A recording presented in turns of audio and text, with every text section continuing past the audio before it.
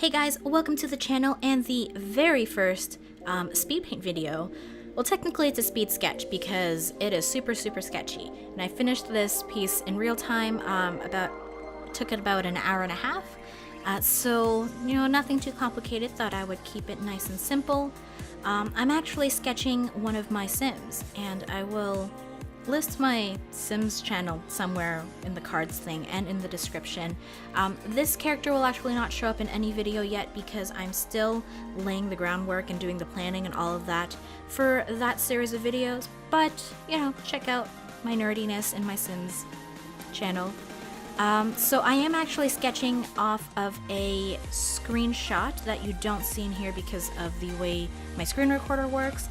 But I'm not sketching from imagination. I am basically just copying one of my screenshots, which is off to the side.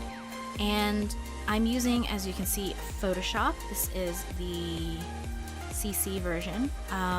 And I'm sketching on a tablet laptop actually. So it's the HP Spectre X360, I believe.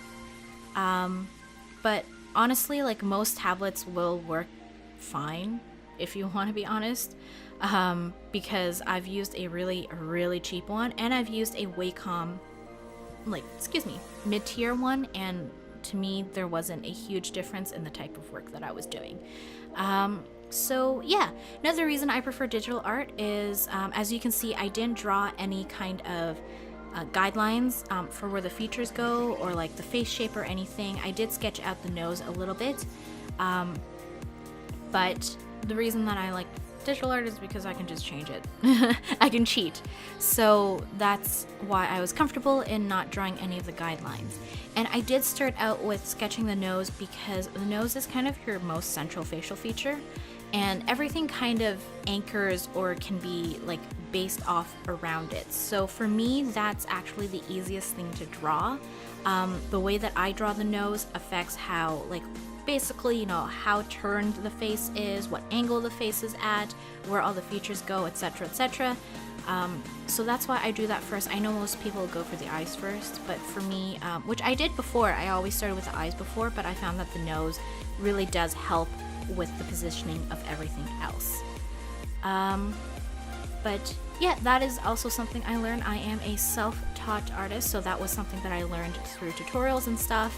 I didn't go through any formal schooling. In fact, my university education is in the sciences, which some would say is probably the complete opposite end of the spectrum. But I always did enjoy art. I kind of really just started when I was about 10 or 11 when I got into anime, like the most stereotypical Asian kid ever. And that was both a good and a bad thing, because with anime, it obviously got me into art more than I used to be. And it did help with some artistic technical skills, but the problem is that anime proportions and the anime style is obviously very simplified, right? Because you've got line art and cell shading, and then a lot of artists will go further and do more complex drawing and shading with the anime style, but for the most part it's quite simplistic and cartoony. And even though at the time I liked the style, when I wanted to expand, when I wanted to do something more realistic or at least semi-realistic, it was very difficult to, because I just didn't have the fundamentals. And there was definitely an ego thing, because I felt okay, well, I can draw. I have all these, drawing pieces that look okay, and I can draw these different faces-ish. I mean, it was... yeah, no, they were still kind of very similar looking faces. But what I mean is, I felt like I could draw, but so why do I need to go back to these fundamentals? And the truth is, going back to the fundamentals was what, and also pushing my boundaries, really helped me improve my art. So because I was stuck on drawing anime, and even when I tried on my own to move to a more semi-realistic style, not having the fundamentals and the anatomy there was very difficult, and I was stagnant for many years. So at one point I think I just was fed up, I'm gonna go out of my comfort zone and start trying to draw new things. So that helped. And then because I was seeing already an improvement, I actually went back to the fundamentals and learned more and improved even more. So that's probably my biggest tip to anyone who is self-taught and trying to get into art and maybe did start out drawing cartoony things or like anime, is to stop drawing anime. I mean, not completely if that's what you're into, but try drawing something that is not anime and go back to learning the fundamentals, because you will see your art, no matter what style you do, you will see it improve so much. Anyway, back to this piece. I'm laying out the colors now, and I always start out drawing the background color if there is going to be a background color. And the reason is because colors look different when they're next to each other or in relation to each other. So, like, someone dropped something downstairs. Sorry for the noise again. Yeah, like if I had, well, for example, one of the pieces that I've done before is that it was a darkly colored piece. So I started out with a dark background and all the colors kind of worked. Like they were just light enough. But once I took away the background, everything looked way too dark. And that's because when we have that dark background and then these colors actually look a little lighter in comparison. And it's the same with, if you have cool versus warm colors and like just complementary colors, that sort of thing. It makes you perceive colors differently. So to avoid running into the issue where, you are done everything and then you wanted to do the background and now nothing looks right, like all your colors look really weird or oddly saturated or something, I would suggest doing your background color first. Now, I always paint the skin first if I'm doing like a person drawing, because I'm an instant gratification kind of gal, so having something brought to life as soon as possible is preferable to me, which means drawing the skin. So I just kind of lay out the flat color and then go in with the shadows, taking into account like the cheekbones. So this character, she's actually got more like rounder cheeks. Her cheekbones aren't as pronounced, which is why I don't really do any kind of harsh shadow areas. And I also added a little bit of pink to the nose and just around the eyes and nose, because generally your skin has a little bit more blood vessels there, unless you have awful under eye circles like I do, in which case those blood vessels are broken and you've got like purple skin under your eyes rather than cute little flushed skin. But yeah, that's kind of how I go about doing things. I add the shadows first and I blend a bit, and then the highlights. So to the tops of the nose, to the cupid's bow and your philtrum, and also just the corner of the eyes, kind of like makeup, and also the cheeks as well. There's no like specific light source. Like I think I have it placed slightly in front of her and to the left side of her face, or I guess as you're looking at it, it would be the right side. But it's nothing too dramatic because again, this is just a sketch, and light source is also something I really struggle with, so I didn't want to have to deal with that in a very quick sketchy drawing. For the eyes, I really like eyes that have a super ultra like saturated color in the center, no matter what color eyes you're doing. So this character has like a kind of hazily, like mixed color eye, and I actually started out with the brightest color, which is like that aquamarine teal blue color, and then darken it around the edges, and I think that makes the eyes stand out a little more. And again, because the light source is more leaning towards the left side of her face, or the right side if you're looking at it, your right, her left, so the iris on her left eye is a little bit brighter compared to that of the right eye. So yeah, I also really like strong like jawlines and SCM or sternocleidomastoid tendons, which is why you see me kind of struggle a bit, because I didn't want to make them too strong, but I do like them standing out, so I'm going through a whole bunch of things shading the neck here. Yeah, so as you can see, actually, both with the face and what I'm doing now is that I really have a painterly kind of style. I do blend quite a bit, but I like kind of seeing where the strokes are, and I'm actually using a very like paint-like brush, and And the way that I blend is maybe a little bit different than what a lot of people are used to. I actually have my brush set to 100% opacity, but about 50% flow. So that means that the colors go on, you know, completely opaque, but because I have a pressurized tablet, in certain parts the color fades just a little, and then I kind of will use the color picker, so which is why you see those circles. That's actually what happens when I select the color with the eyedropper. I'll actually select colors that are kind of like in between where I've just laid down the color and the previous color, and use that to shade, and then keep kind of going, but only just a little, because I want to keep the strokes more evident and more painter-like. So if that's what you're into, that is how I do it. I